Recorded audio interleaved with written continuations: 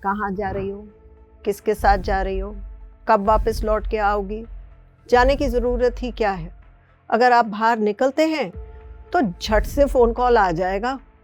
3 ring क्यों लगे तुम्हें उठाने के लिए मेरा फ़ोन कॉल, किसके साथ हो तुम? और फिर शक, व्हाट्सएप वीडियो कॉल करके बताओ या फिर अपना लाइव लोकेशन भेजो। नमस्कार दोस्तों, स्वागत है आपका हमारे स्पेशल शो में जिसका नाम है रिश्तों की डोरी। और मैं इस शो की होस्ट, आप सभी की दोस्त ममता कर्नाटक। हमारी तो यही कोशिश रहती है कि हम आपके रिश्तों को न टूटने दें और ना ही बिखरने दें। तो आइए स्वागत करते हैं हमारी आज की गेस्ट सूजी सिंह जी का और जानते हैं टॉक्सिक रिलेशनशिप्स के बारे में। मैम, आपका बहुत बहुत स्वागत है। हेलो ममता।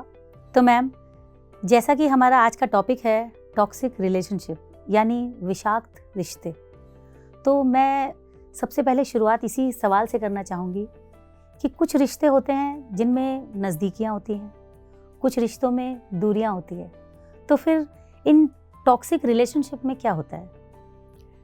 रिश्तों में इंसान कंफर्ट और सपोर्ट ढूंढता है, पर कई बारी ये रिश्ते ही हमारे दुख और दर्द का कारण बन जाते हैं।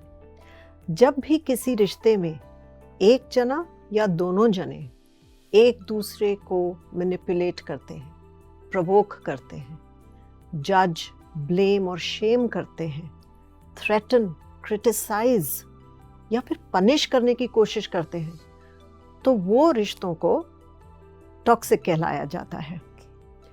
अब आमतौर पे अगर हेल्दी रिश्तों को भी देखा जाए तो कभी ना कभी अनबन, ऊंच नीच तो हो ही जाती है, पर इन टॉक्सिक रिश्तों में ना हमेशा टेंशन बनी रहती है। 1995 में डॉक्टर लिलियन ग्लास ये एक स्पेशलिस्ट हैं जिन्होंने टॉक्सिक रिश्तों के बारे में 5 ट्रेट्स आइडेंटिफाई किए थे।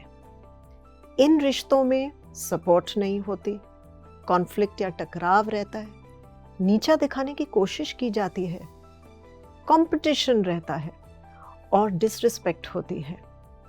और ये जो रिश्ते हैं टॉक्सिक, ये जीवन के हर स्फीयर में मिलते हैं।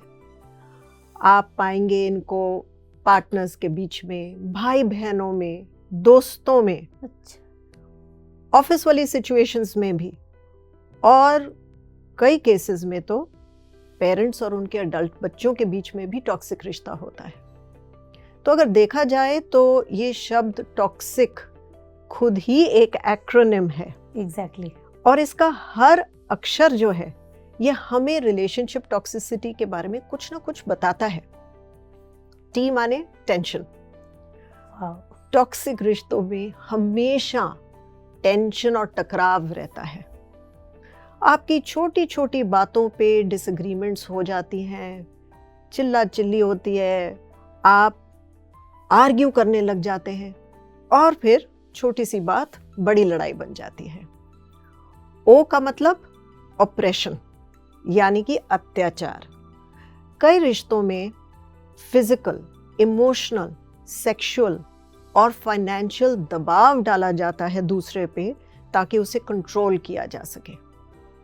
और इससे क्या होता है कि रिश्ते का जो एक पावर बैलेंस है वो अब्यूज़र के फेवर में हो जाता है, उसको बहुत पावरफुल बना देता है, और दूसरा जो होता है वो विक्टिम बन जाता है, हेल्पलेस, कमज़ोर फील करने लगता है। अब कई बार ये आपने देखा होगा कि कपल्स के बीच में भी हस्बैंड अपनी वाइफ को पैसे देने बंद कर देता है, या वो शुरू से ही उसको फाइनेंसेस नहीं देता है और उसे अपने फैमिली फ्रेंड से कट ऑफ कर देता है ताकि कोई उसे इन्फ्लुएंस ना कर सके, बाहर जॉब नहीं करने देता है। तो इन केसेस में हम क्या देख रहे हैं, वो उसको एक्सक्लूसिवली अपने कंट्रोल में रखने की कोशिश की जा रही है, वो ऑपरेशन है।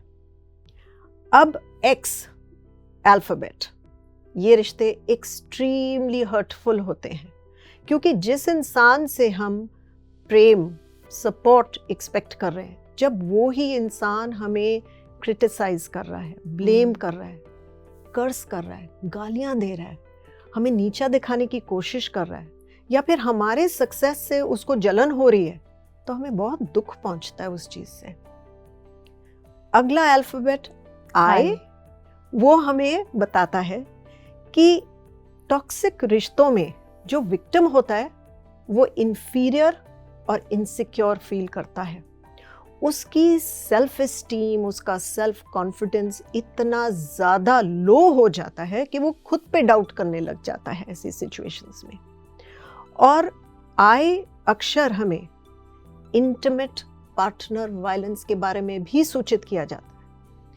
कई बारी हम देखते हैं कि रिश्तों में बेडरूम की प्राइवेसी में अनेक प्रकार के वायलेंट एक्ट्स होते हैं, जैसे वर्बल वायलेंस हो गया, आप गालियां दे रहे हैं, बहुत तुच्छ फील करा रहे हैं दूसरे को, या आप कोई फिजिकल वायलेंस, मारपीट हो रही है, या फिर सेक्सुअल फोर्स हो रहा है किसी प्रकार का।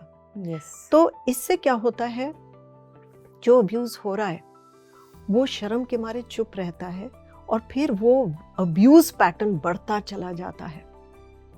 और सी, ये हमें बताता है कि अक्सर टॉक्सिक रिश्ते बहुत ही कॉम्प्लिकेटेड होते हैं, पर्टिकुलरली उन सिचुएशंस में जहाँ पे जो सफ़र कर रहा है उसकी अब्यूज़र के साथ डीप अटैचमेंट है, तो वो अब्यूसिव पैटर्न से, उस साइकिल से निकल ही नहीं पाता है। साइकिल शुरू होता है जब पहली बारी वो अब्यूज़र उसे किसी प्रकार की चोट पहुंचाता है, उसे सबके सामने शर्मिंदा करता है, उसे हाथ उठाता है उस पे, या उसको बेवजह दोषी ठहराता है किसी चीज़ के लिए, कट ऑफ करता है अपने सपोर्ट सिस्टम से। और शुरू में तो जो विक्टिम है उसको बहुत धक्का लगता है, उसे शॉक में आ जाता है, धीरे धीरे सैडनेस और सारी ये डिप्रेसिव फीलिंग्स आने लगती हैं उसको, पर वो अपने आप को डाउट करने लगता है कि शायद मेरी ही गलती हो, राइट, मैंने ही कुछ गलत किया हो। तो इसलिए कुछ समय के बाद वो हर चीज़, रिश्ते को नॉर्मलाइज करने की कोशिश करता है, और तब वो जाके अपोलोजाइज करता है कि चलो अच्छा, अब बात खत्म हुई, रात गई बात गई, इसको नॉर्मलाइज करते हैं। जो अब्यूज़र है वो उसी की वेट करता है, क्योंकि वो तो कभी सॉरी बोलेगा नहीं, और वो अपने आप को गलत भी नहीं समझता होगा, नहीं समझता। तो इसीलिए कुछ दिनों तक तो शांति बनी रहती है, और एक बार फिर वो अब्यूसिव पैटर्न शुरू होता है और ये रिपीट होती रहती है ये स्टोरी। तो इन चीज़ों को हम, जो ऐसे रिश्ते होते हैं उनको हम ट्रॉमा बॉन्ड्स कहलाते हैं। तो पर मैम, जैसे जनरली हम देखते हैं कि हर रिश्ते में कुछ ना कुछ प्रॉब्लम्स तो होती हैं, तो हमारा जो रिश्ता है वो टॉक्सिक है, इसके क्या साइंस होते हैं? ये कैसे पता चलता है कि ये टॉक्सिक रिलेशन है? इंग्लिश में ना ममता एक कहावत है, you bring out the worst in me, और ये परफेक्ट साइन है टॉक्सिक रिश्ते का। ओके। इसका मतलब जिस रिश्ते में आपके अंदर का राक्षस या विक्टिम निकल के आता है वो रिश्ता आपके लिए टॉक्सिक है। टॉक्सिक रिश्ते की सबसे पहली पहचान है कि आप डिसरिस्पेक्टेड और मिसअंडरस्टूड फील करते हैं। आपकी एनर्जी बिल्कुल ड्रेन हो जाती है जब उस इंसान के साथ हैं आप हमेशा एग्जॉस्टेड फील करते हैं, आपका माइंड नम होने लग जाता है, आप कुछ क्लियरली सोच नहीं सकते, ब्रेन फॉगिंग होने लग जाती है, और आप हर समय टेंस रहते हैं। दूसरा साइन है कि आप उस रिश्ते में कभी भी सेफ नहीं फील करते हैं, क्योंकि हर समय ये एक एंजाइटी रहती है कि कब बम फूटेगा, वो किसी बात पे मुझे टोकेगा, मुझे ब्लेम करेगा या मुझे पनिश करेगा, और फिर मुझे इमोशनली हर्ट करेगा वो। तीसरा साइन होता है कि हम हमेशा उस रिश्ते में डोमिनेटेड और कंट्रोल्ड फील करते हैं। सामने वाला अपनी हर बात मनवा लेता है, पर वो आपकी एक नहीं सुनता है, उसे सिर्फ अपनी फिक्र है, सेल्फ ऑब्सेस्ड। बिल्कुल। और आप देते देते थक जाते हैं, पर उसकी एक्सपेक्टेशंस और डिमांड्स ये कभी नहीं खत्म होती हैं। चौथा साइन है कि उस रिश्ते में आपको बार बार दोषी ठहराया जाएगा, गलत ठहराया जाएगा, और इससे आप खुद को डाउट करने लगते हैं कि क्या मैं इतनी बुरी हूँ, और अपना कॉन्फिडेंस आपका बिल्कुल चूर चूर हो जाता है। और जो पांचवा साइन है वो है कि आपकी जो इमोशनल वेलबीइंग है, आपकी फीलिंग्स हैं, ये तो टोटली इग्नोर करता है दूसरा, और वो आपको 100 झूठ बोलेगा, आपको क्रिटिसाइज करेगा, आपको टोकेगा, आपको कहते हैं ना कि गंदी गंदी बातें बोलेगा, जिससे आप बहुत छोटा फील करेंगे। पर कभी भी उस रिश्ते में वो आपको एक्नॉलेज नहीं करेगा, कॉम्प्लीमेंट नहीं करेगा, अप्रिशिएट नहीं करेगा। तो आप देख सकते हैं कि रिश्ते का कितना इम्बैलेंस है। अगर कोई आपको हर समय ये बोले कि आप खराब हो, या आप गंदे हो, या आप बेकार हो, और कभी भी ये नहीं कहते कि ये खूबी है आप में या ये काम आपने अच्छे से किया है, तो ये 5 साइंस हैं जिससे आप क्लियरली रिकग्नाइज कर सकते हैं कि मैं टॉक्सिक रिश्ते में हूँ। तो फिर मैम, ये जो टॉक्सिक लोग होते हैं, ये रिश्ते में आखिर चाहते क्या हैं? तो जो टॉक्सिक ट्रेट्स वाले लोग होते हैं, ये पावर हंग्री होते हैं। ये आपको डोमिनेट और कंट्रोल करना चाहते हैं ताकि आप उनकी हर बात माने, उनकी हाँ में हाँ मिलाएं, उनसे कंप्लाई करें, जो वो आपको कहते हैं वो बात आप उनकी करें।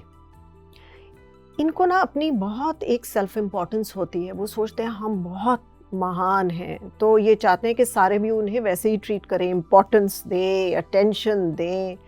और ये बहुत ज़्यादा सेल्फ एंटाइटल्ड, बहुत ईगोइस्टिकल होते हैं। मैम, आपकी बातों से ये तो समझ में आ गया कि जो ये टॉक्सिक पर्सनैलिटीज़ के लोग होते हैं, ये पावर और इम्पोर्टेंस के भूखे होते हैं।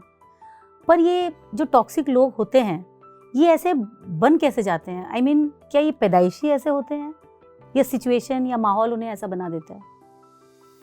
तो अक्सर जिन लोगों की टॉक्सिक ट्रेट्स बन जाती हैं, उनके एडवर्स चाइल्डहुड एक्सपीरियंसेस हुए होते हैं। जब भी किसी बच्चे को लंबे समय तक हाईली स्ट्रेसफुल और अब्यूसिव सिचुएशन का सामना करना पड़ता है, और फिर बड़े होके वो अपने ट्रॉमा से अनहेल्दी वेज में डील करते हैं, तो उनकी नेचर टॉक्सिक बन जाती है। जैसे कि किसी बच्चे को अगर रोज़ लगातार मारा पीटा जाए, उसको सेक्सुअली अब्यूज़ किया जाए, उसकी मदर को उसके सामने फिज़िकली मारा जाए, या और कोई उसके साथ ऐसे डिफ़िकल्ट वायलेंस हुआ हो, जैसे डोमेस्टिक वायलेंस के केसेस में होता है आमतर, या फिर बच्चे को ही इमोशनली अब्यूज़ किया जाए। और कई बारी जैसे बच्चे जो बहुत गरीबी और निगलेक्ट में बड़े होते हैं, तो इनका प्रॉपर वे में ब्रेन डेवलपमेंट हो ही नहीं पाता है। हिटलर का नाम तो आपने सुना होगा, सबने सुना होगा। सब जानते हैं कि हिटलर ने जूस के साथ कितना भयंकर व्यवहार किया था, पर उसकी नेचर इतनी टॉक्सिक बनी कैसे? तो हिस्ट्री हमें बयान देती है कि हिटलर के जो पिता थे वो एक टायरेंट थे। उनको बहुत गुस्सा आता था और वो रोज कोड़े के साथ हिटलर को पीटते थे। ये अब्यूज शुरू हुआ था जब वो 7 साल की उम्र में था, और इसका भाई घर से भाग गया था पिता की मार से बचने के लिए। 7 साल की उम्र से लेके 14 साल तक रोजाना बेरहमी से उसके पिता ने उसको पीटा, उस पे अपना गुस्सा निकाला, और ये अब्यूज तब खत्म हुआ जब पिता का देहांत हुआ। बड़े होकर हिटलर ने पिता पे जो गुस्सा था उतनी ही बेरहमी से जूस पे निकाला। तो इसलिए हम देखते हैं कि जब ऐसे एडवर्स एक्सट्रीम सिचुएशंस होती हैं चाइल्डहुड में, तो वो लोग बड़े होके टॉक्सिक ट्रेट्स डेवलप कर लेते हैं। और ये हमारे दर्शकों के लिए बहुत इम्पॉर्टेंट है समझना, आप अपने बच्चों को मारा पीटा ना करें, किसी भी प्रकार का निगलेक्ट नहीं होना चाहिए। और ये बहुत ज़रूरी है ममता जी कि हम अपने बच्चों को सेक्सुअल अब्यूज़ से बचा के रखें। सेक्सुअल अब्यूज़ जाने पहचाने लोगों के साथ ही होता है जो जिन पे हमें ट्रस्ट होता है, और हम उस चीज़ को भी इग्नोर कर देते हैं। और दूसरी बात, एक जेंडर बायस यहाँ पे हमारा आता है कि हम अपनी जो डॉटर्स हैं उनको तो थोड़ा ज़्यादा ध्यान देते हैं, पर हम सोचते हैं कि लड़के जो हैं वो तो ठीक है, उसमें कोई दिक्कत नहीं है। पर जितने केसेस मेरे पास आते हैं यंग बॉयज़ के अब्यूज़ के, बिल्कुल। तो वो भी हमें ध्यान देना है। बच्चा बच्चा ही होता है, हाँ। चाहे वो लड़की हो या आपका बेटा हो, हम्म, आपने दोनों को प्रोटेक्ट करके रखना है इस अब्यूज चीज़ से। से। टॉक्सिक नेचर डेवलप करने का दूसरा कारण जो है वो है ओवर पैम्परिंग।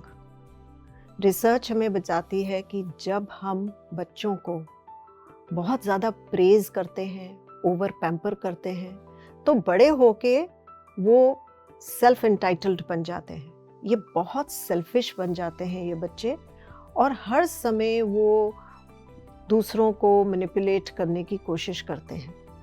अगर किसी वजह से उनकी नीड्स पूरी नहीं होती हैं तो फिर उनका बिहेवियर टॉक्सिक और अब्यूसिव हो जाता है दूसरों के प्रति। और तीसरा कारण होता है मेंटल हेल्थ इश्यूज। अगर किसी को स्किज़ोफ्रेनिया है, बाइपोलर डिसऑर्डर है या बॉर्डरलाइन पर्सनालिटी डिसऑर्डर्स, ऐसी प्रॉब्लम्स हैं, तो फिर वो लोग अनप्रिडिक्टेबल और टॉक्सिक वेज में बिहेव कर सकते हैं। और ऐसी मानसिक इश्यूज जो हैं ये जेनेटिक भी हो सकती हैं, तो फैमिली में कंटिन्यू करती हैं।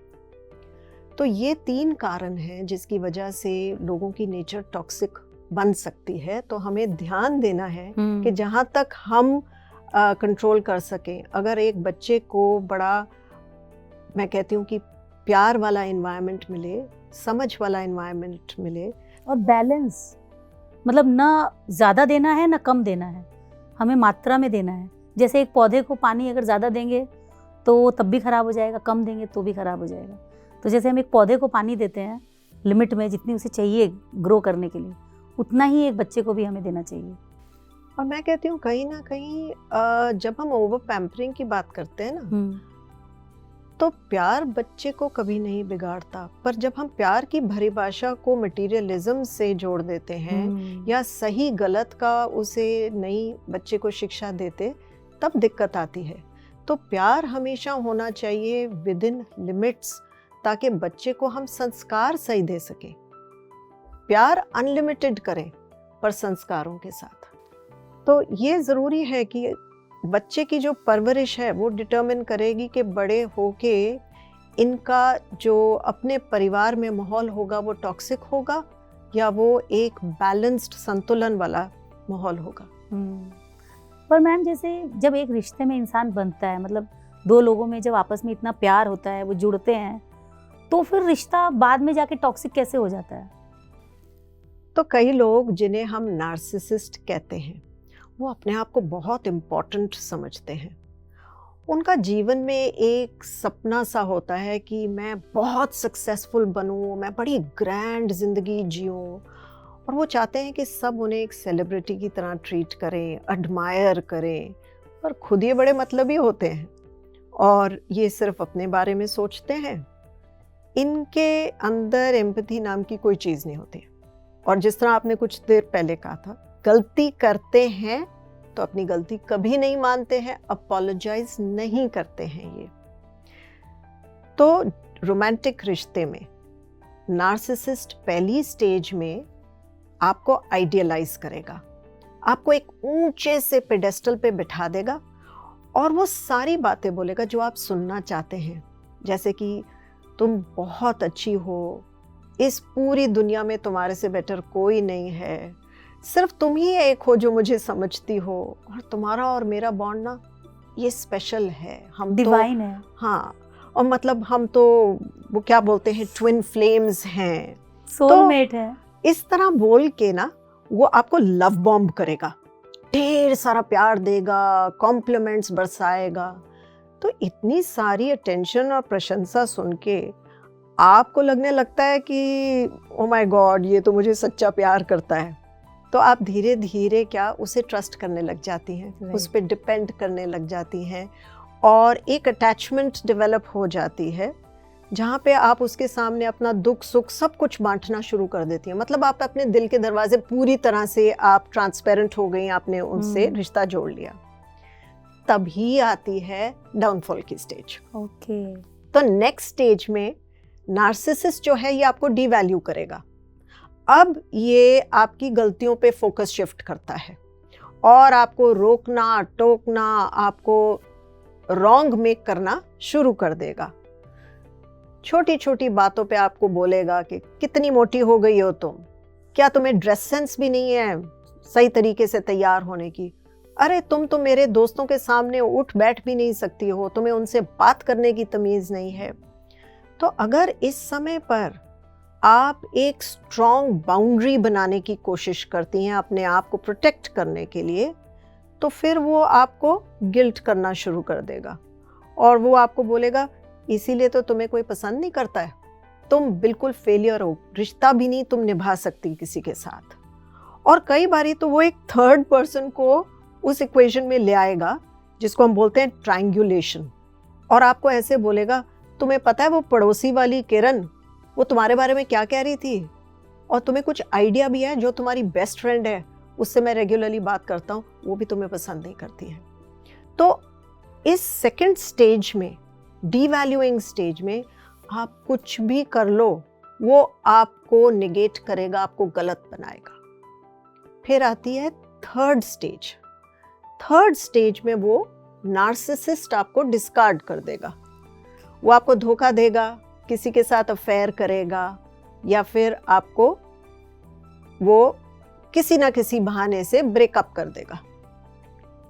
तब भी उसका पेट नहीं भरता है, क्योंकि ब्रेकअप करने के बाद, चीट करने के बाद वो एक बारी फिर हॉवरिंग स्ट्रैटेजी यूज करता है। हॉवरिंग मतलब तुम्हारे इर्द गिर्द भटकते रहना। और वो कैसे करता है? वो बार बार आपको टेक्स्ट करेगा, I am missing you, give me another chance, एक चांस और दे दो। अब एक प्लेटफॉर्म से तुम उसे ब्लॉक करते हो कि भाई मुझे बात नहीं करनी है, यहाँ बाउंड्री बना रहे हैं टॉक्सिक पर्सन के साथ, तो वो किसी दूसरे प्लेटफॉर्म से तुम्हें मैसेज कर देगा। असल में वो सॉरी नहीं फील कर रहा है अपनी गलतियों के लिए, और वो रिश्ते को निभाना नहीं चाहता, करेक्ट नहीं करना चाहता, वो अभी भी आपको कंट्रोल करने की कोशिश कर रहा है, आपको एक बैकअप ऑप्शन बना के रख रहा है वो, ताकि आप कभी आपकी ज़रूरत पड़ जाए तो आप उसकी नीड्स फिर से फुलफिल कर सकेंगी। तो ऐसी सिचुएशन में अगर आपने उसे दूसरा चांस दे दिया तो फिर वो अब्यूसिव पैटर्न एक बारी फिर से शुरू होगा। इसलिए ऐसे लोगों के साथ जो बेस्ट स्ट्रैटेजी होती है वो है नो कांटेक्ट या मिनिमम कांटेक्ट मेंटेन करना। मैम, जो ये टॉक्सिक लोग होते हैं, क्या इनके अलग अलग बिहेवियर पैटर्न्स होते हैं या सारे टॉक्सिक लोग सेम तरीके से बिहेव करते हैं? तो साइकोलॉजिस्ट ने ना 5 प्रकार के पैटर्न्स आइडेंटिफाई किए हैं, पर इन सब का गोल तो एक ही होता है कि वो आपको कंट्रोल करना चाहते हैं। पहला पैटर्न है चार्मर, और वो आपको बहुत अटेंशन देगा, आपसे बड़ी मीठी मीठी बातें करेगा, आपको सपोर्ट करेगा, आपसे अटैच होने की कोशिश करेगा, वो आपको आइडियलाइज करने लग जाता है। पर जब आप उस पर ट्रस्ट डेवलप कर लेंगे, उस पर डिपेंड करने लगेंगे, तब वो उसकी नेगेटिव बिहेवियर शुरू हो जाती है और वहाँ से वो आपको तंग करना शुरू करेगा। दूसरा पैटर्न है बुली। अब ये आपको इंटिमिडेट करते हैं, डरा धमका के कंफ्यूज्ड रखते हैं ये, और कई लोग तो डायरेक्टली अग्रेसिव हो जाते हैं, लड़ाई झगड़ा करते रहते हैं। कई लोग पैसिव अग्रेसिव बिहेवियर्स यूज़ करते हैं, तो वो साइलेंट ट्रीटमेंट देंगे आपको, आपके मैसेजेस को रिस्पॉन्ड नहीं करेंगे, और जब आप उनको कॉल करते हैं तो आपका कॉल नहीं उठाएंगे। इन सारे मेथड्स को हम स्टोन वॉलिंग बोलते हैं। और लंबे समय तक सल्क करते रहेंगे, बातचीत नहीं करेंगे आपसे। तो इससे आपको वो ही खुद पे शक होने लग जाता है, क्या मैंने कुछ गलत किया? तीसरा पैटर्न जो है वो है माइंड गेमर्स। ये आपके साथ इतनी माइंड गेम्स खेलते हैं कि आपको अपने ऊपर से विश्वास खो जाएगा बिल्कुल, क्योंकि आप कंफ्यूज हो जाओगे कि भाई मैं जो सोच रही हूँ वो सच है या ये जो कह रहे हैं वो सच है। तो सबसे पहले तो ये आपका कॉन्फिडेंस तोड़ते हैं, आपकी ड्रेस सेंस के ऊपर नेगेटिव कमेंट बनाएंगे, आपकी लुक्स पे कमेंट्स बनाएंगे और आपका मजाक उड़ाएंगे ये लोग। कई बारी ये आपकी फीलिंग्स को निगेट करते हैं ये बोल के कि अरे तुम बहुत ज़्यादा ओवर सेंसिटिव हो रही हो, या तुम्हें ड्रामा क्वीन का लेबल दे देंगे कि फजूल में जब देखो ड्रामा करती रहती हो। और कोई भी बात जब आप इनसे करते हैं, आप बहुत सीरियस हो सकते हैं और वो बोलेंगे ऐसा तो मैंने तुम्हें कभी कहा ही नहीं, तुम क्या कह रही हो, तुम इमेजिन कर रही हो क्या। तो इसे गैसलाइटिंग कहा जाता है।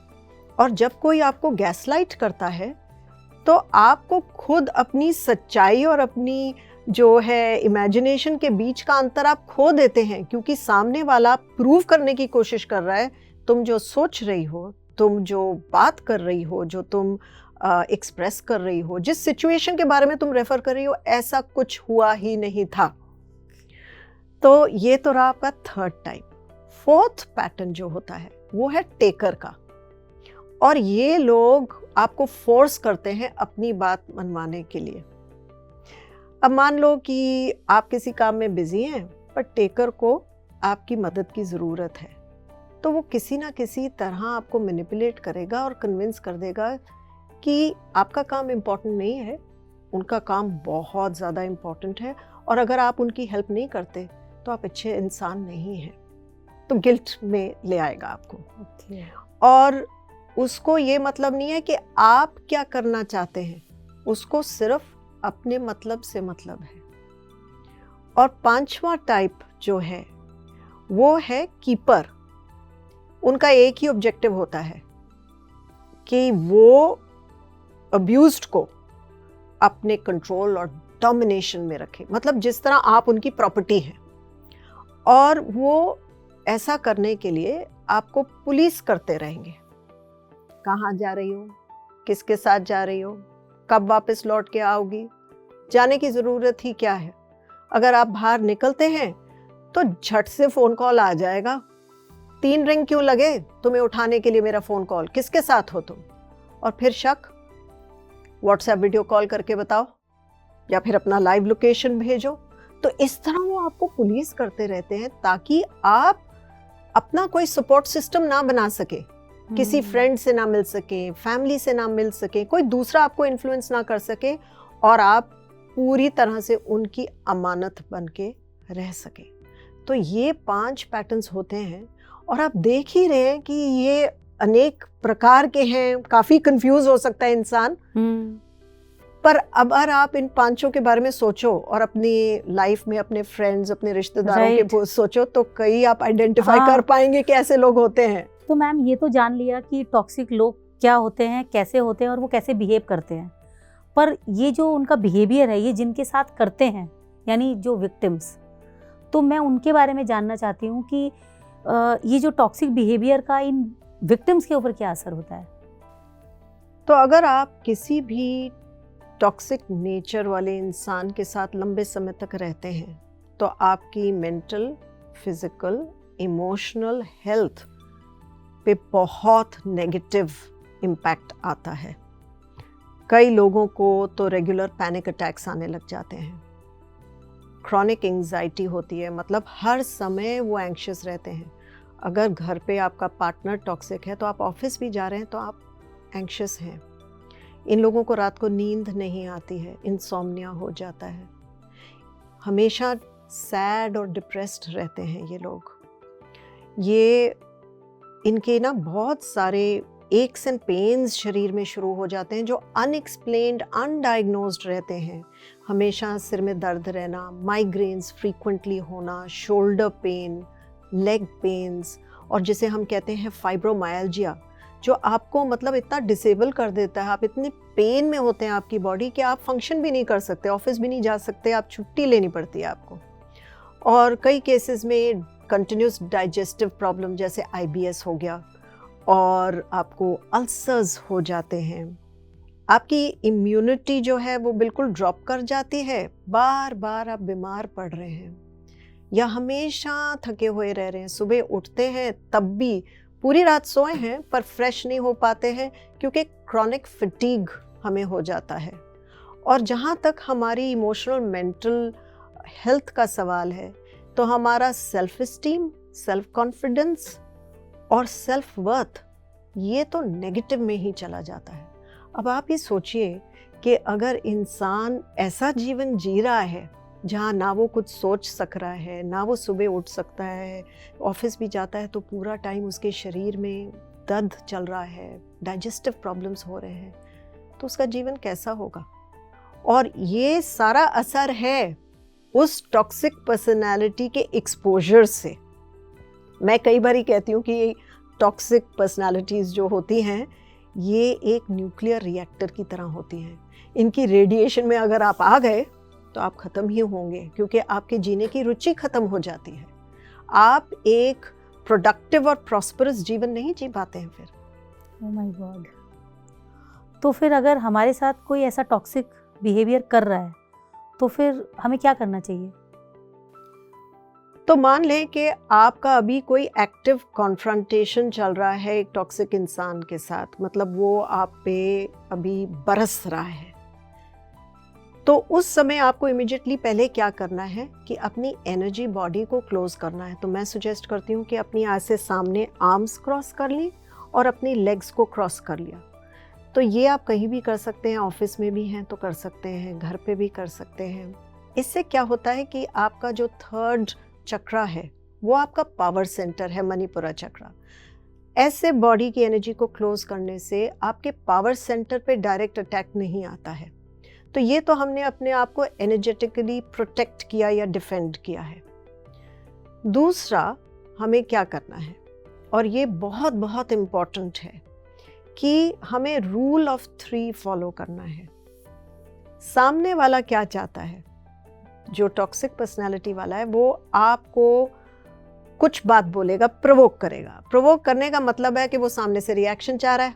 आप कुछ बोलेंगे, आगे से बोलेंगे तो जिस तरह वो बैडमिंटन गेम में एक स्मैश करते हैं ना, बिल्कुल शटलकॉक को, वो वैसे स्मैश करेगा आपकी बात को, क्योंकि इन लोगों को ऐसी आर्ग्यूमेंट्स में जीतना आता है और एक्चुअली ये एक्सपर्ट्स होते हैं उसमें। रूल ऑफ 3 का मतलब है आपने इंगेज नहीं करना, आपने अपनी सिचुएशन को एक्सप्लेन नहीं करना है, आपने अपने आप को डिफेंड नहीं करना है।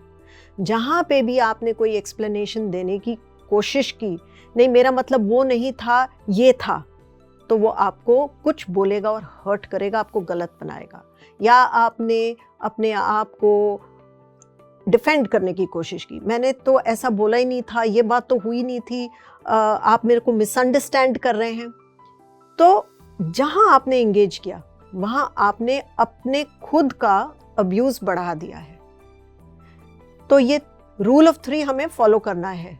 Do not engage, do not explain, do not defend yourself. तीसरी बात, जितनी जल्दी हो सके हमें उस कॉन्फ्लिक्ट जोन से निकलना है, क्योंकि वो एक वॉर जोन के बराबर है। अब ये कैसे करेंगे? सामने वाला जो भी आपको बोल रहा है, हाँ में हाँ मिला दीजिएगा। मान लो वो कह रहा है कि तुमने ये बात बोली थी, तो आप इतना बोलें कि अगर आप ये समझते हैं तो शायद ठीक ही होगा। अंदर से आप कुछ भी, आपका सच अलग हो, पर आपने क्या करना है, उस समय उस कॉन्फ्लिक्ट को मैनेज करना है। ये बात बोल के आप जल्दी से सेफ हो जाएं, मतलब बाहर निकल आए उस कॉन्फ्लिक्ट जोन से। अब जब आप सेफ जोन में आ गए, मान लो आप अपने कमरे में वापस आ गए, तो आप सोच ही सकते हैं कि ऐसे टकराव के बाद आपका मानसिक संतुलन कैसा होगा। बिगड़ा हुआ होगा, बिल्कुल, बहुत डिस्टर्ब्ड होंगे। कई बारी तो लोगों के हाथ पैर ऐसे हिलने लग जाते हैं, शैटर्ड, बहुत शैटर्ड फील करते हैं। तो सबसे पहले आपने अब अपने आप को अटेंड करना है, अपनी एनर्जी को फिर से रीबैलेंस करना है। उसका पहला स्टेप है कि अपने इमोशंस को एड्रेस करें। अगर आपको रोना आ रहा है तो खुल के पहले रोएं, क्योंकि कई बारी हम अपने अब्यूज़र के सामने रोना नहीं चाहते हैं, उसको दबा लेते हैं, पी जाते हैं। रोएं।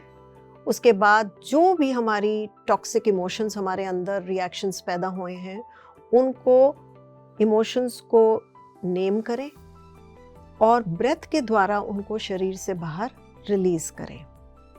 ये करने के बाद हमें करना है अपने ऑरा का फ्लशिंग। अब ऑरा फ्लशिंग कैसे करना है? जैसे मैं एक कुर्सी पे बैठी हूँ ऐसे बैठे, पाँव बिल्कुल ज़मीन पे टिका के, और अपने आसपास ऑरा को इमेजिन करना है जो 1 फुट की दूरी है 360 डिग्रीज हमारे शरीर के आर पार और एग शेप में। तो अपने ऑरा को इमेजिन करके सेंस करना है कि ये इसमें कितना बोझ लग रहा है मुझे अभी, क्योंकि जब हमारा टकराव होता है तो कई इमेजेस ये सारी एनर्जेटिक लेवल पे होती हैं, तो उनकी जैसी डरावनी डरावनी आंखें, कोई घूर रहा है आप पे, उसकी वाइब्रेशन आपके ऑरा में फंस जाती है। उनकी बातें, किसी ने आपको गाली दी या आपको कोई बुरा भला कहा, तो उसका ऑडियो, उसकी वाइब्रेशन जो है वो फंस गई, वो बार बार चली जा रही है बात। तो इन सारी चीज़ों को हमने फ्लश करना है, क्लीन करना है अपने ऑरा को। तो हम ऐसे सोचेंगे कि हमारे ऑरा के अंदर एक फ्लश बटन है और उसको दबा के हमने इमेजिन करना है कि वो सारी नेगेटिविटी जो हमारे ऑरा में फंसी हुई है पैरों द्वारा वो धरती में जा रही है। पर ये ध्यान रहे कि जैसे हम इमेजिन करते हैं कि वो पैरों से नीचे निकल के धरती में जा रही है, तो उसे हमने ये भी देखना है कि it is being transformed into love energy, क्योंकि हम धरती को भी पोल्यूट नहीं करना चाहते हैं। तो ये फ्लशिंग तब तक करते रहना है जब तक हमारा ऑरा लाइट फील ना हो। आपको उसका एहसास होगा that now I am feeling better. तो ऑरा फ्लशिंग आपकी हो गई। अब नेक्स्ट आपको क्या करना है, अपने थॉट्स पे ध्यान लेके आना है। कई बारी जो उन्होंने कहा है वो चली जा रहा है, एक ऑटोमेटिक टेप की तरह रिपीट हो रहा है आपके माइंड में। तो हमें वो सारी थॉट्स की एनर्जी, या कोई अगर बार बार अभी कोई ऐसी इमेज है जो ऑरा फ्लशिंग में बाहर नहीं निकली है, कि अभी भी हमें लग रहा है कि कोई हमें घूर रहा है, या किसी ने अगर जोर से आपको पकड़ के ऐसे झंझोड़ा हो, तो आपको वो फीलिंग अभी तक आ रही है कि किसी ने आपका गला पकड़ लिया है, वो फीलिंग को आपने लेके आना है। और जिस तरह हम पत्तियां इकट्ठा करते हैं ना, तो उसी तरह इन सारी नेगेटिव वाइब्रेशंस जो बच गई हैं उनको एक ढेर में इकट्ठा करके माचिस की तीली लगानी है, ये इमेजिनेशन में। इसको हम बोलते हैं इंसिनरेशन प्रोसेस, कि जो रेजिड्यूअल हमारे ट्रॉमा है हमारे ऑरा में, उसको हमने जला दिया है, उसको हमने बिल्कुल उसको ट्रांसफॉर्म कर दिया है उस एनर्जी को। अब ये सारा प्रोसेस हमारे एनर्जेटिक लेवल पे हो गया। अब हमने लाना है रिफ्लेक्शन, कि हमें खुद के लिए एग्जामिन करना है कौन सी बात उन्होंने बोली थी जिस पे मैं इतनी प्रवोक हो गई। मेरे अंदर या तो रिएक्शन उठा या मैंने बाहर रिएक्शन दिया, क्योंकि ये मेरे हॉट बटन्स हैं। और इसकी अवेयरनेस अगर हमें आ जाए, अच्छी तरह से हम समझ लें, तो अगली बारी हम रिएक्शन नहीं देंगे, सावधान रहेंगे। क्योंकि सामने वाला चाह क्या रहा है, वो तो चाहता ही है कि आप रिएक्शन दो। तो नेक्स्ट टाइम जब वो अब्यूसिव साइकिल होगा या जो टकराव होगा, तो आप उसको अवॉइड कर पाएंगे। और जो लास्ट एस्पेक्ट है वो है अपने कर्मों को डिसॉल्व कीजिएगा, क्योंकि जब भी कोई कॉन्फ्लिक्ट और टकराव इस प्रकार का होता है तो पुराने कर्म कोई सामने आ रहे हैं, और अगर आप रिएक्शन दे रहे हैं तो नए कर्म जुड़ रहे हैं आपके। आपको दोनों को डिसॉल्व करना है through a two way forgiveness process. तो आप जब भी दिन में लेटर ध्यान में बैठते हैं या आप अपनी प्रेयर्स में बैठते हैं, तो आपको उनको क्षमा करना है और उनसे क्षमा मांगनी है। अब मैं इतना कहना चाहूँगी कि उस समय ये आपके लिए करना बहुत बहुत मुश्किल होगा, पर अगर हम कार्मिक थ्योरी समझते हैं तो हमें पता है कि अगर हम ऐसा करते हैं तो हम अपने सारे सूक्ष्म शरीरों को साफ कर रहे हैं। हमने पूरी जो अपनी सटल बॉडी सोल लेवल पे भी है उसको भी हमने साथ साथ साफ कर लिया है। तो ये सारा प्रोसेस है अपने आप को बचाने का। आप इसे प्रैक्टिस करें तो बहुत बेनिफिट मिलेगा। तो मैम ये तो हो गया कि अगर कोई हमारे साथ टॉक्सिक वे में बिहेव कर रहा है तो हमें क्या करना चाहिए। क्या ऐसा भी हो सकता है कि हम किसी के साथ टॉक्सिक वे में बिहेव कर रहे हैं और शायद अननोइंगली कर रहे हो, तो फिर हमें क्या करना चाहिए? तो ममता, आप सोचिए, कई बारी ना हम ऐसे करते हैं कि हमने कोई चीज़ कहीं रखी घर पे और फिर हम भूल गए कि रखी कहाँ थी, और अब हम ढूंढ रहे हैं, हमें वो चीज़ मिल नहीं रही है। जब वो चीज़ हमें मिलती नहीं है तो हम एंग्शियस और स्ट्रेस्ड हो जाते हैं और क्या करते हैं फिर? हम दूसरों को इल्ज़ाम देते हैं, या तो बच्चों को बोलेंगे अरे मैंने तो यहीं पे रखी थी ये फाइल, तुमने कहाँ उठा के रख दी है, या फिर हम अपनी हेल्प को बोलेंगे तुमने सफाई की थी, तुमने कहाँ उठा के रखा है, मैं पागल हो रही हूँ ढूंढ ढूंढ के। तो इसमें हम क्या कर रहे हैं? दूसरों को ब्लेम दे रहे हैं। और अगर वो चीज़ मान लो कि कोई बहुत वैल्यूबल चीज़ थी, पैसे थे, गहना था, तब तो हम एक्चुअली कई बारी अपनी हेल्प को सीधा ही ब्लेम कर देते हैं, तुम ही ने उठाई होगी। तो इसमें दूसरे को क्या फीलिंग हो रही है? जिस बच्चे को हम डांट रहे हैं या अब जिसको हम बोल रहे हैं कि नहीं मुझे याद है मैंने तो यहीं रखी थी, तुमने ही उठाई होगी, अपना स्ट्रेस उन पे ट्रांसफ़र कर रहे हैं, उनको हार्म कर रहे हैं, उनको बिना जाने उनको ब्लेम कर रहे हैं। ये टॉक्सिक है। दूसरी बात लेते हैं कि कई बारी हम फ्रेंड से मिलते हैं, ऐसे मजाक मजाक में ही हम किसी तीसरे के बारे में गॉसिप करने लग जाते हैं। अब हमारे लिए तो वो एक हल्की फुल्की बात थी, हमने कुछ कह दी, हमें अवेयरनेस भी नहीं आती कई बार। ये नहीं कि हम इंटेंशनली उनके अगेंस्ट कुछ बोलना चाह रहे हैं, पर वो एक माहौल ऐसा बना, हमने बोल दिया। दूसरे तीसरे चौथे पर्सन से वो बात ट्रैवल करते करते उन तक पहुंच गई। जब उन्होंने सुना कि आपने उनके बारे में क्या नेगेटिव रिमार्क बनाया तो उनको कैसे फील होगा? तो वो टॉक्सिक है। कई बारी हम अपने बच्चों के साथ भी एक अजीब सा बिहेवियर करते हैं। बहुत गुस्सा जब चढ़ता है ना, बच्चे बात नहीं मान रहे, तो हम कहते हैं तुम्हारे सिर पे पड़ेगी ना तब तुम्हें समझ आएगा। तो हम कर क्या रहे हैं?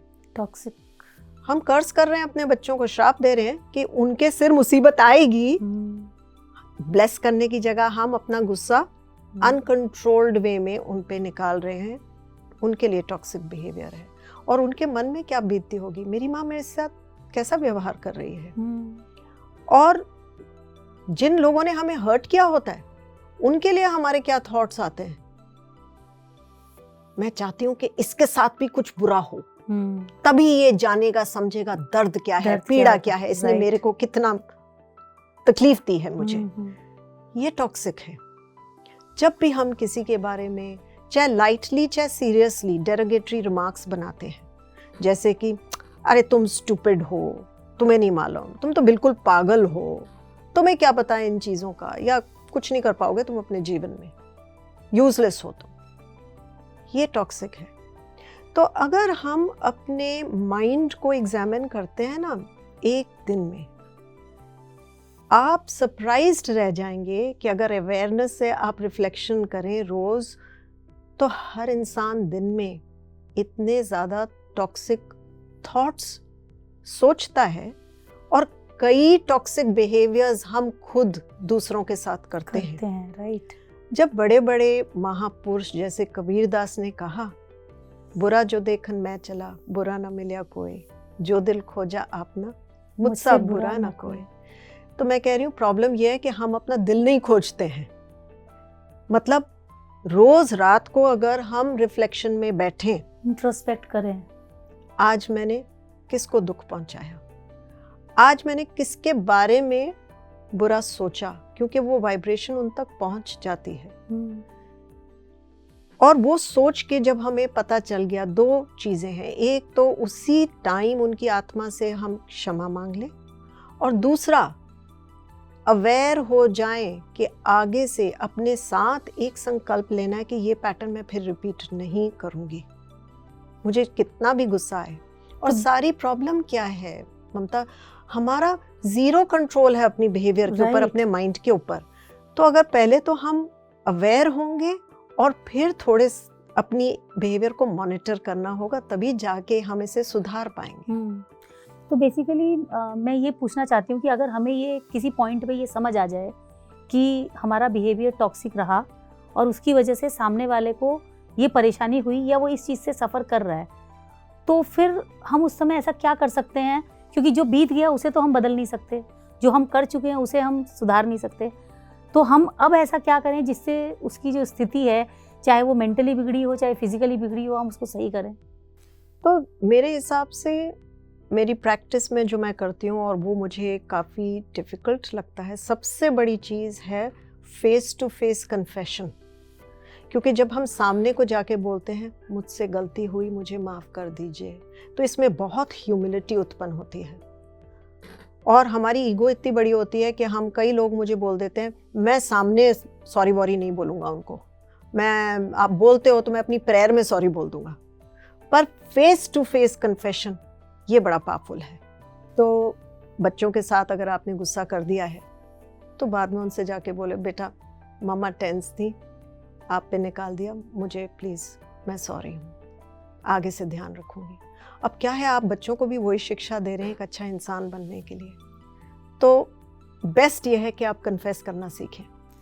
तो मैम ये तो अभी हमने जितनी भी बात की, ये हमने दो लोगों के बीच में जो टॉक्सिक बिहेवियर या टॉक्सिक रिलेशन होता है इसके बारे में हमने जाना। क्या ऐसा भी हो सकता है कि हमारा खुद के साथ जो रिश्ता है वो टॉक्सिक हो? ये बहुत महत्वपूर्ण सवाल पूछा आपने ममता जी, क्योंकि जब दूसरा कोई हमसे टॉक्सिक वे में बिहेव करता है ना, तो हम उसे महसूस कर लेते हैं बहुत क्लियरली और देख भी लेते हैं, पर हमारा रिश्ता हमारे साथ क्या है इसकी अवेयरनेस हमें बिल्कुल नहीं होती है। तो हम इस चीज़ को समझते हैं कि ये तो मेरी नेचर है। जैसे कि कई बारी हम ओवर थिंकिंग करते हैं, या तो पास्ट में हमारे साथ कुछ बुरा हुआ होता है, उसी बात को रिपीटेडली सोचते रहते हैं, या फ्यूचर के बारे में कोई हम एंग्जाइटी लेके वरी करते रहते हैं। इस ओवर थिंकिंग से हमारे बॉडी में एक स्ट्रेस हार्मोन क्रिएट होता है, कॉर्टिसोल, जो हमारी पूरी माइंड बॉडी को एक स्ट्रेसफुल स्टेट में बनाता है और लगातार स्ट्रेस रहे तो हमें बीमार कर देगा वो। तो ये बिहेवियर हमारे लिए टॉक्सिक है। जब हम लगातार कंप्लेंट कर रहे हैं कि सुबह से उठे और अरे यार पानी ख़त्म हो गया, आज पानी नहीं आ रहा है, बच्चे भी टाइम से तैयार नहीं हुए हैं, तो पूरा दिन जैसे हम देख रहे हैं कि हमारा दिन कंप्लेनिंग में निकला, हमारी नेचर कंप्लेनिंग की बन जाती है और हम जीवन की खुशियों से दूर जा रहे हैं, तो अपने साथ अन्याय कर रहे हैं हम। बिल्कुल। जब भी हम अपनी मेंटल सेल्फ टॉक, जो हमारे दिमाग में बातें अपने बारे में चल रही हैं वो नेगेटिव होती हैं, अरे मैं कितनी स्टूपिड हूँ, पता नहीं मैं एक भी काम ठीक से क्यों नहीं कर सकती, तो हम अपने आप को श्राप दे रहे हैं, कर्स कर रहे हैं। या फिर जब भी हम अपने फीलिंग्स को पी जाते हैं तो वो फीलिंग्स अंदर जाके, जो नेगेटिव फीलिंग्स होती हैं वो कई बॉडी ऑर्गन्स में जाके सेटल हो जाती हैं और उस ऑर्गन को वीक बनाने लगती हैं, तो हमारे शरीर में बीमारी पैदा होती है। और कई बारी तो जब हमारे सामने बहुत कठिनाइयाँ आती हैं तो हम जीने की रुचि खो देते हैं और तब हमें लगने लगता है कि इससे अच्छा तो मैं मर ही जाऊँ। सुसाइडल थॉट्स आने लगती हैं और उन थॉट्स को हम इनकरेज करते हैं, तो तब हम जीवन जैसा एक वैल्यूबल गिफ्ट डीवैल्यू कर रहे हैं और अपने माइंड, बॉडी, स्पिरिट, सब चीज़ को हम हार्म दे रहे हैं। तो इस प्रकार एक नहीं अनेक तरीके हैं जिनमें हम अपने लिए ही टॉक्सिक हैं। कई बार कहा जाता है ना कि इंसान का सबसे बड़ा दुश्मन वो खुद ही होता है। तो इसलिए अगर हम अवेयरनेस थोड़ी सी बढ़ाएं और जब भी हमारे साथ, क्योंकि ये एक हैबिट बन चुकी है, तो जब मन में ऐसे थॉट्स आए या ऐसा बिहेवियर आए तो हमें एकदम अपने आप को अलर्ट करना है, सावधान हो जाना है और उस बिहेवियर को कैंसिल करके कि नहीं, मैंने संकल्प लिया है कि मैं अपने प्रति एक लविंग वे में बिहेव करूंगी, तो उसको चेंज करना है। ये भी अवेयरनेस के साथ ही पॉसिबल है। तो हम देख रहे हैं कि चेतना का कितना बड़ा रोल है अपने अंदर का सुधार करने में, और यही सारी चीजें तो बिहेवियर ही तो जुड़ी है आत्मा की प्योरिफिकेशन से। चेतन मन से ही अवचेतन मन है और अवचेतन मन से ही चेतन मन है। जी मैम, वैसे तो बहुत कुछ जान लिया, बहुत कुछ समझ लिया, पर फिर भी मैं चाहती हूँ कि जाते जाते आप हमारे दर्शकों को टॉक्सिक रिश्तों के बारे में क्या मैसेज देना चाहती हैं? तो दर्शकों से मैं ये कहना चाहूँगी, अगर आप किसी टॉक्सिक रिश्ते से बाहर आना चाहते हैं तो सिर्फ अब्यूज़र को दोषी बना के आपकी प्रॉब्लम सॉल्व नहीं होगी। सबसे पहले तो आपको ये पता करना पड़ेगा कि कौन सी ऐसी बात है जिससे आप एडिक्टेड हैं। आपको अब्यूज़र से क्या मिल रहा है? क्या वो फाइनेंशियल सिक्योरिटी है, अटैचमेंट है, सोशल स्टेटस या रिस्पेक्ट है, आपको बच्चों से अटैचमेंट है, या फिर आपको मैरिड होने का लेबल मिल रहा है। कई लोगों के लिए तो सिर्फ एक कंफर्ट जोन में रहने का इनर्शिया होता है। जब तक आप इस चीज़ों से बाहर नहीं आते, इस एडिक्शन से ऊपर नहीं उभरते, तब तक आप अब्यूसिव पैटर्न में फंसे रहेंगे। दूसरी बात, आप अपने अब्यूज़र से डील कैसे करेंगे, ये आज आपको तय करना है। क्या आप उनसे नो कांटेक्ट में रहेंगे, मिनिमम कांटेक्ट रखेंगे? अगर आपको अब्यूज़र कन्फ्रंट करता है तो क्या आपको याद रहेगा principle of 3, rule of 3 apply करना? No explanation, not to defend yourself and do not engage. ये रूल ऑफ 3 जरूर याद रखिए। और अगर कुछ भी पॉसिबल नहीं है तो क्या आप कम से कम स्ट्रॉन्ग नॉन नेगोशिएबल बाउंड्रीज बना सकते हैं उनके कंट्रोल ड्रामा से बचने के लिए? ये बहुत ज़रूरी है कि आप अपनी अटेंशन विक्टिमहुड से हटा के सॉल्यूशंस पे और कुछ एक्शंस पे डालें, तभी आप इस अब्यूसिव साइकिल से बाहर आ सकते हैं। मैम, टॉक्सिक अपने आप में ही वर्ड इतना हैवी है, और आपकी सारी बातें सुनने के बाद मैं सच में बहुत हैवी फील कर रही हूँ। बट आई एम श्योर कि जो हमारे दर्शक हैं वो बहुत लाइट फील करेंगे ये सब देखने के बाद और समझने के बाद। आपने इतनी अच्छी जानकारी दी है, उस जानकारी से उनकी अवेकनिंग ज़रूर होगी, और उस अवेकनिंग से वो अपने हर टॉक्सिक रिश्तों से और अपने हर टॉक्सिक पैटर्न से बाहर ज़रूर निकलेंगे, इसकी मुझे पूरी उम्मीद है। आपका बहुत बहुत शुक्रिया। थैंक यू ममता। तो दोस्तों, कोई भी रिश्ता तभी तक चलता है जब तक उस रिश्ते में एक दूसरे के लिए प्यार, इज्जत और अपनेपन की भावना होती है। पर अगर किसी रिश्ते में प्यार की जगह कड़वाहट भर जाए, अगर वो रिश्ता टॉक्सिक बन जाए, तो उस रिश्ते को संभालने की कोशिश ज़रूर करें। पर अगर उस रिश्ते में आपकी मौजूदगी से परहेज़ होने लगे तो हंसकर उस रिश्ते को अलविदा कहना ही बेहतर होता है। आज के लिए बस इतना ही। मैं आपसे मिलूंगी अगले एपिसोड में। तब तक अपना ढेर सारा ख्याल रखें। और जाते जाते बस आपसे एक बात और कहना चाहती हूँ, गमों को अपने कभी यूं भी हराया करो, गमों को अपने कभी यूं भी हराया करो, बेवजह ही सही पर हमेशा मुस्कुराया करो। और यकीन मानिए, अगर आप बेवजह हंसेंगे ना तो ऊपर वाला आपको हंसने की वजह ज़रूर देगा। Bye bye. EMC हिंदी बदले जी